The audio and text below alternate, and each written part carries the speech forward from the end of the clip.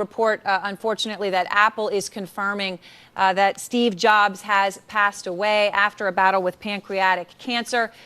This news just confirmed. You all may remember on August 24th of this year, Steve Jobs stepped aside due to his illness. Tim Cook was running Apple. Steve Jobs, 56 years old, again dying of pancreatic cancer.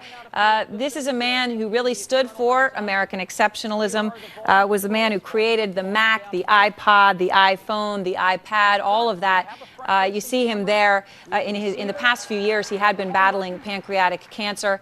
Obviously, you can see that on his frame. This is something investors had been talking about, and obviously with his final stepping aside, which he had done once before with Tim Cook taking the helm at Apple, is something that got a lot of attention on Wall Street. But he really was a man. You see him there. The reason Apple was so exceptional and those products were so exceptional and so loved was that he would show up in that black turtleneck and make the presentation, and it became an event with groupies and people around the world waiting for every event. Of course, just yesterday we had the 4S iPhone was announced by Tim Cook, with Steve Jobs obviously not there.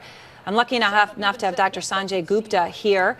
We were going to be talking about Michael Jackson, but weigh in if you could here. Obviously, this was a battle where he had succumbed and then come back to work, and now obviously. Yeah, in 2003 was, I think, when we first heard for sure that he was sick, and at that point it was unclear. Was it pancreatic cancer? Was it something else? You remember for about a year or so, Erin, he actually did not undergo any traditional therapy. He chose to treat this with herbal remedies and things like that.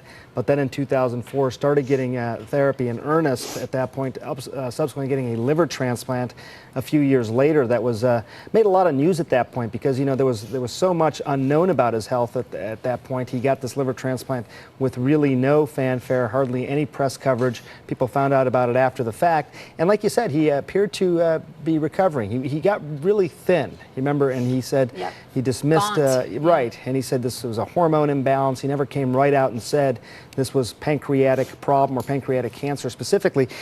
You know, even at this announcement that you just mentioned, even then there was still a lot of speculation. Has the cancer returned? Is there something else going on? Does he just simply think he can't run the company anymore? But I think the suspicion was there for some time that the cancer had come back.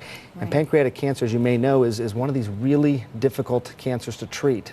People had thought, I mean, it was sort of an amazing story that he had been able to fight it off for so long. That's right. And the liver transplant, for example, a somewhat unconventional, not common therapy for pancreatic cancer, doesn't work in everybody, but in his case, because he returned, they thought maybe he fell into the rare few category where he actually got a significant benefit from that. And maybe he did for a period of time, but I tell you, you know, in the medical community, we've been following this along for some time, and sort of since it was more confirmed that he had the pancreatic cancer, we just don't have great treatments for that at this point. And, you know, 5-year survival is even limited, and we're talking about his case, 8 years at least. 2003, I think, is when the diagnosis